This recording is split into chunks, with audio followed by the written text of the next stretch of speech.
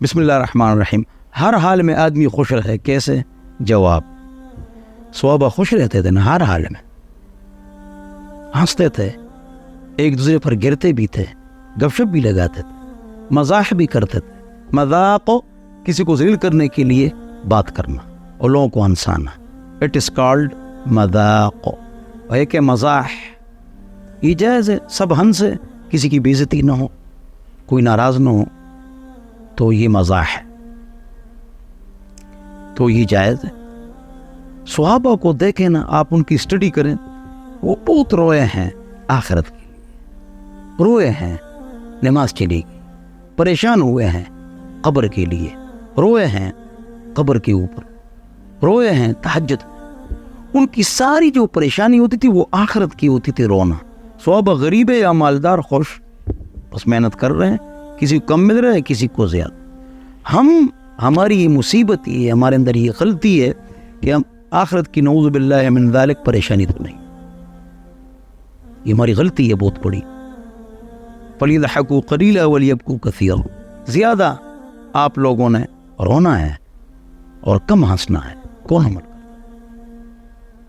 تو فَلْيَضْحَكُوا قَلِيلًا وَلْيَبْكُوا كَثِيرًا، وَلْيَبْكُوا كَثِيرًا. لہذا آپ نے پریشان ہونا ہے آخرت کی. ہماری کیا مصیبت ہے؟ جیب میں پیسے ہیں تو نماز میں مزہ آ رہا ہے، جیب میں پیسے نہیں ہے تو نماز میں مزہ نہیں آ رہا ہے. افسوس، یہ ہماری غلطی ہے. ہماری پریشانی اور خوشی پیسوں کے ساتھ. محنت کرو اور پریشان آپ آخرت کے لیے رہیں، آپ ہمیشہ خوش رہو. حضرت عبد الرحمن بن عوف بل گیٹ سے مالدار ہے. زبیر رضی اللہ عنہ کے پاس 400 ملازم ہیں. زبیر 10 عشرہ مبشرہ ہے. 7 کے پاس 7 بہت بڑے تاجر ہیں، امپورٹ ایکسپورٹ کا کاروبار ہے.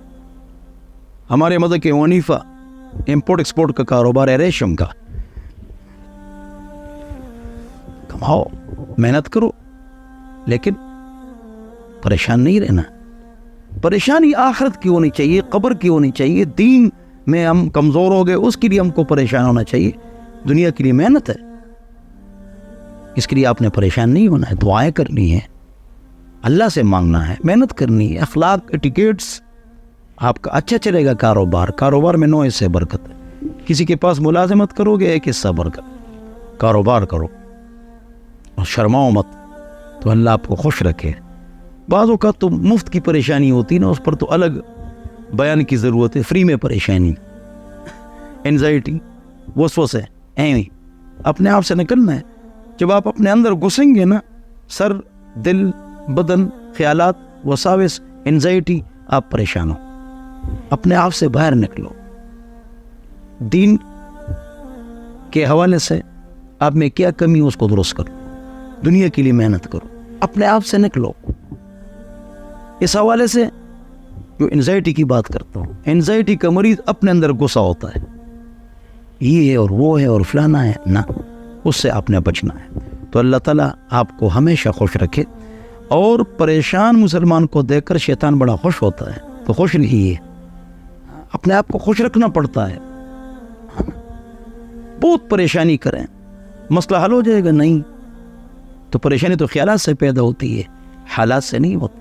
حالات سے لڑو، محنت کرو، لیکن خیالات میں نہیں جانا ہے، ورنہ آپ نے پریشان ہونا ہے.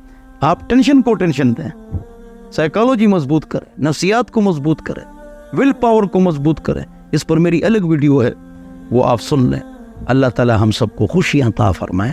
اور ہاں، دوسرے مسلمان، یہ بہت اہم بات یہ ہے، کوئی بھی اگر خوش ہے تو آپ خوش ہو جائیں.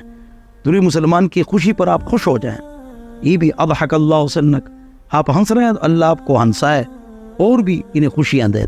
اس میں ایک نقطہ ہے، ہم دوسرے کی خوشی پر جب خفا ہو جائیں، دوسرے کی عزت پر، گاڑی پر، بینک بیلنس پر ہم خفا ہو جائے، یہ تو مجھ سے آگے نکل گیا، تو اس سے بھی پریشانی آئی. اپنے کام سے کام رکھو اور محنت کرو. اپنے دوست کے لیے دعا کرو، اپنے رشتہ دار کے لیے دعا کرو، وہ آگے نکل گیا، اس سے بغض حسد نہ کرو. انشاءاللہ آپ خوش رہیں گے. والسلام.